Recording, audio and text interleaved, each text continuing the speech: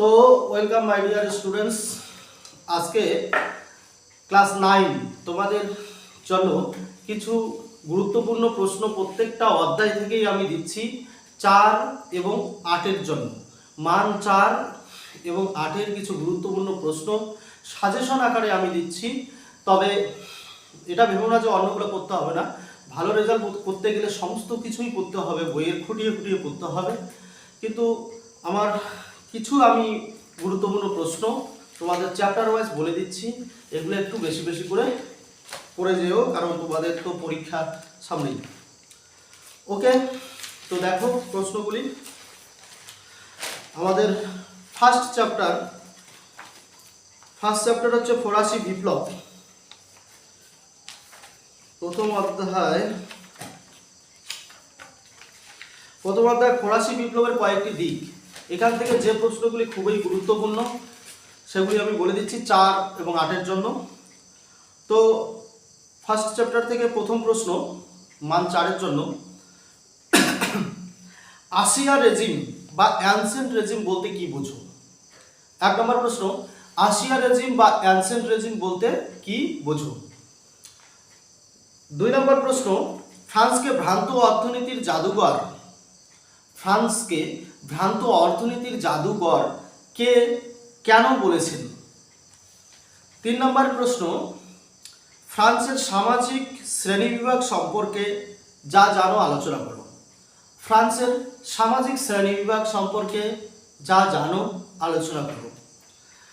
4 নম্বর প্রশ্ন, খুবই গুরুত্বপূর্ণ প্রশ্ন, টিকা লেখো টেনিস কোর্টের শপথ।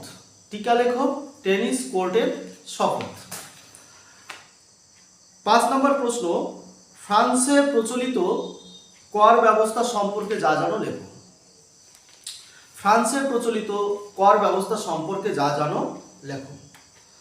তো তারপরে 6 নম্বর প্রশ্ন, ফরাসি বিপ্লবে নারীদের ভূমিকা সম্পর্কে যা জানো লেখো, অথবা টিকা লেখো ফরাসি বিপ্লবে নারীদের ভূমিকা।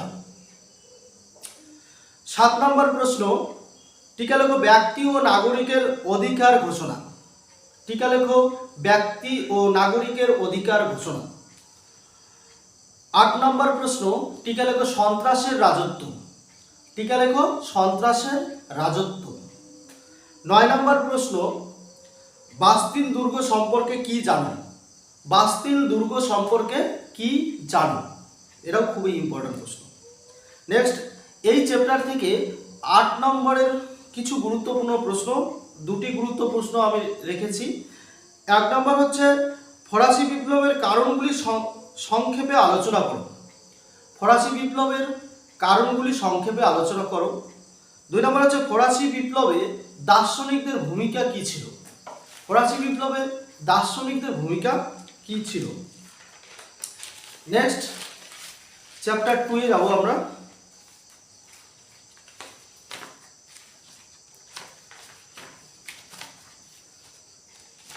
চ্যাপ্টার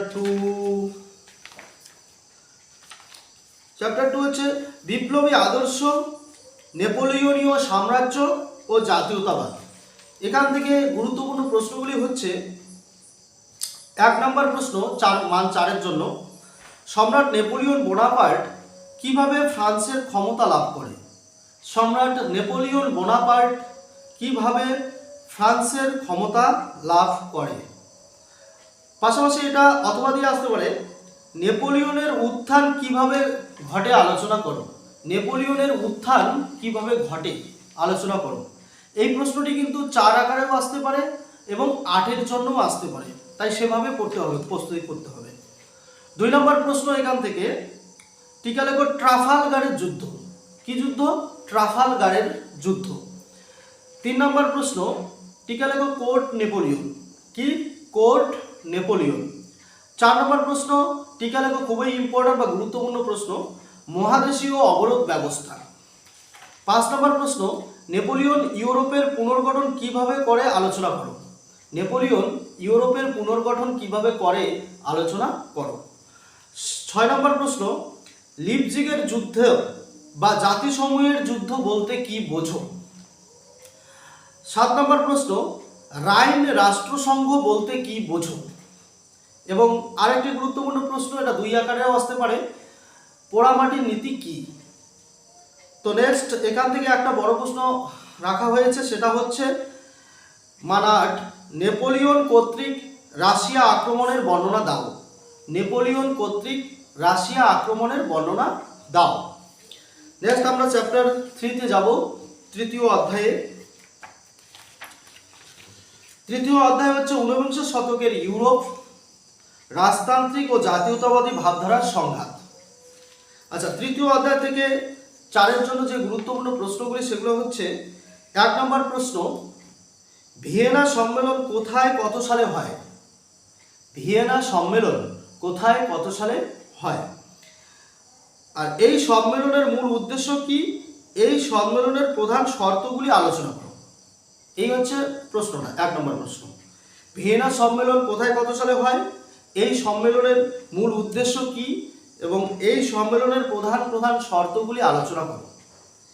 2 নম্বর প্রশ্ন, টিকালেখ মেটার্নিক ব্যবস্থা কি? টিকালেখ মেটার্নিক ব্যবস্থা বা মেটার্নিক সিস্টেম বা মেটার্নিক তন্ত্র। 3 নম্বর প্রশ্ন হচ্ছে, জুলাই বিপ্লবের কারণগুলি আলোচনা করো। 4 নম্বর প্রশ্ন, ফেব্রুয়ারি বিপ্লবের কারণগুলি আলোচনা করো। এই দুটোর মধ্যে একটা কিন্তু পরীক্ষায় আসার মতো, তো দুটোকেই প্রস্তুত করতে হবে। তারপরের প্রশ্ন, টিকালেখ ইয়ং ইতালি দল। এটা খুবই ইম্পর্ট্যান্ট বা গুরুত্বপূর্ণ প্রশ্ন, টিকালেখ ইয়ং ইতালি দল। তারপরের প্রশ্ন, টিকালেখ জোলভারেন কি? টিকালেখ জোলভারেন কি অথবা জোলভারেন। তারপরের প্রশ্ন, বিসমার্কের নীতি। বিসমার্কের নীতিটা কি? ব্লাড অ্যান্ড আয়রন নীতি। বিসমার্কের ব্লাড অ্যান্ড আয়রন নীতি বা রক্ত ও লৌহ নীতি সম্পর্কে যা জানো লেখো, অথবা টিকা লেখো ব্লাড অ্যান্ড আয়রন নীতি। তারপরের প্রশ্ন, টিকা লেখো এমস টেলিগ্রাম। এটাও খুবই গুরুত্বপূর্ণ প্রশ্ন, টিকা লেখো এমস টেলিগ্রাম।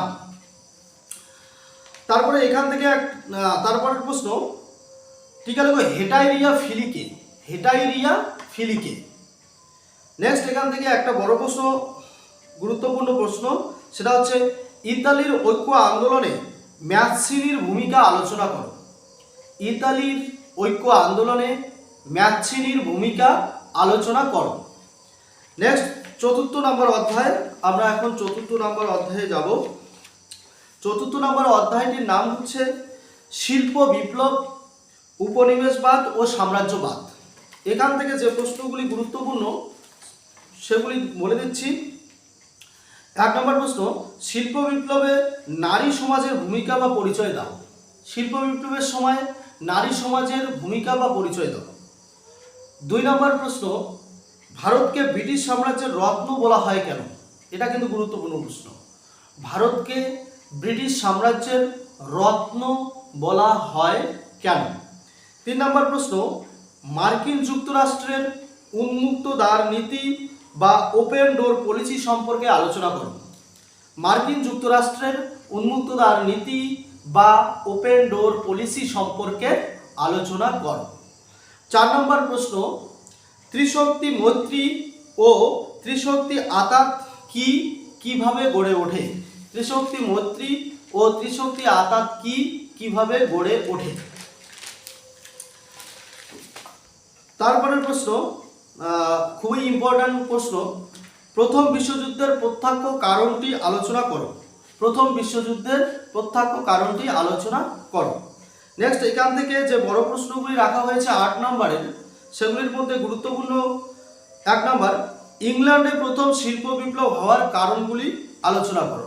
ইংল্যান্ডে প্রথম শিল্প বিপ্লব হওয়ার কারণগুলি আলোচনা করো।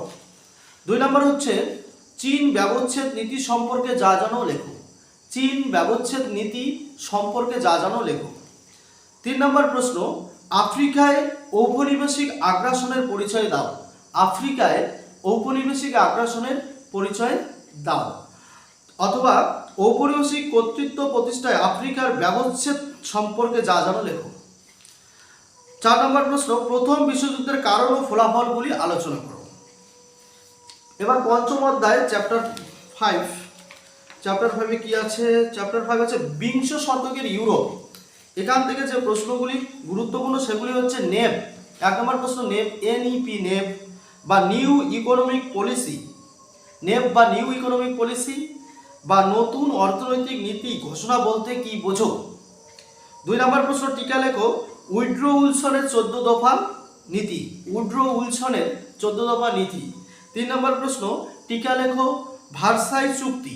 ভার্সাই চুক্তি বা ভার্সাই চুক্তির প্রধান প্রধান শর্তগুলি আলোচনা করো। ভার্সাই চুক্তির প্রধান প্রধান শর্তগুলি আলোচনা করো। 4 নম্বর প্রশ্ন ভাইমার প্রজাতন্ত্র কি? 5 নম্বর প্রশ্ন হিটলারের নাৎসি সংগঠন বা নাৎসি বাহিনী সম্পর্কে লেখো। এটা প্রশ্ন 1900 এই বিপ্লবের কারণগুলি আলোচনা করো অথবা রুশ বিপ্লবের সামাজিক ও অর্থনৈতিক কারণগুলি আলোচনা করো। 2 নম্বর প্রশ্ন হচ্ছে প্রথম বিশ্বযুদ্ধের প্রকৃতি সম্পর্কে কিছু লিখতে হবে, আলোচনা করো। 3 নম্বর প্রশ্ন ইতালিতে ফ্যাসিবাদী শক্তি উত্থানের কারণ ও ফলাফল সম্পর্কে আলোচনা করো অথবা মুসোলিনি কিভাবে ইতালিতে ক্ষমতা দখল করে। চ্যাপ্টার 6 ষষ্ঠ অধ্যায় থেকে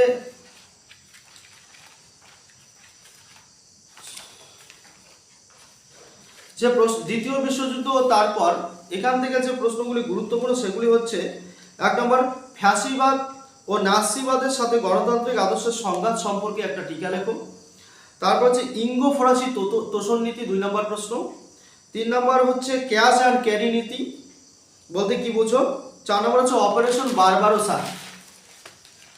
ক্লিয়ার? তারপরে রয়েছে উগ্র জাতীয়তাবাদ বলতে কি বোঝো? তারপরে প্রশ্ন উগ্র জাতীয়তাবাদ বলতে কি বোঝো? উগ্র জাতীয়তাবাদ কিভাবে দ্বিতীয় বিশ্বযুদ্ধের জন্য দায়ী ছিল। তারপরের প্রশ্ন টিকা লেখো রোম বার্লিন টোকিও চুক্তি। রোম বার্লিন টোকিও চুক্তি। তো হয়ে গেল এটা। এবার এখান থেকে যে মান 8-এর প্রশ্নগুলি সেগুলো হচ্ছে দ্বিতীয় বিশ্বযুদ্ধের কারণ ও ফলাফল। এটা কিন্তু খুবই গুরুত্বপূর্ণ ফাইনালের জন্য, এবার তোমাদের পরীক্ষার জন্য। কারণ ও ফলাফল দ্বিতীয় বিশ্বযুদ্ধের ফলাফল আলোচনা করো। কারণ ও ফলাফল দুটোই করতে হবে, যে কোনো একটা দিতে পারে বা দুটোই দিতে পারে। এবং সপ্তম অধ্যায়ের যে নামটি সেটা হচ্ছে জাতিসংঘ ও সম্মিলিত জাতিপুঞ্জ।